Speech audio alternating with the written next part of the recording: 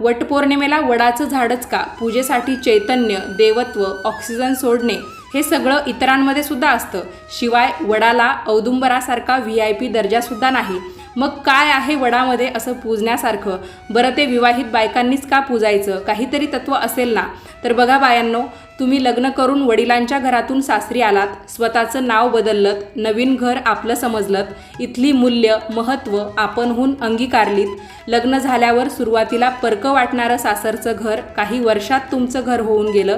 तुम्हाला मुलं झाली, तुमच्या जबाबदारीने, प्रेमाने आणि संस्काराने घराला तुम्ही माझं घर म्हणू लागलात.